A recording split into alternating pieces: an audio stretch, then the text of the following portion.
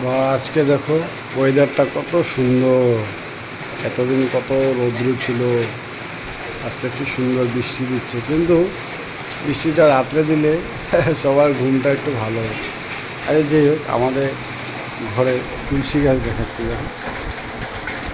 Actually হিন্দুদের ঘরে তুলসী গাছ থাকতে হয়, তুলসী গাছ।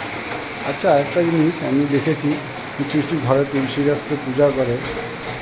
তুলসী গাছ অ্যাকচুয়ালি তুলসী আমাদের বৃন্দের রানী, হ্যাঁ, বৃন্দের রানী। তো তো ওনাকে যখনই কেউ পূজা করে, কিছু না, শুধু এক ঘটি জল নাও, এক ঘটির মধ্যে একটু তুলসী পাতা দিবে, একটা ফুল দিবে, বা সাদা ফুল হোক চাই গাঁদা ফুল হোক, কিন্তু লাল ফুল না, বেলপাতা না, দুব্বা না।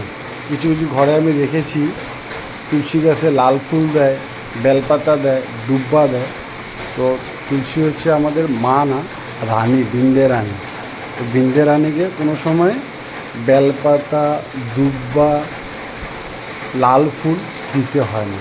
আপনারা যদি সবাই তুলসী গাছকে পূজা করে, সবাইকে এটা অনুরোধ জানি, সবাই তুলসী গাছকে সুন্দর করে সবাই করতে পারে। ঘরে যারা আছে, ছেলে হোক চাই মেয়ে হোক, সবাই খুব ভালো, খুব ভালো উপকার হবে, ভালো হবে। কিন্তু লাল ফুল, বেলপাতা আর দুব্বা দিতে না, দিতে হয় সাদা ফুল দাও, গেন্দা ফুল দাও, দিয়ে বাস বৃন্দের রানীকে প্রণাম করে। আর কোনো কোনো মা ডাকবে না, হ্যাঁ, বৃন্দের রানী।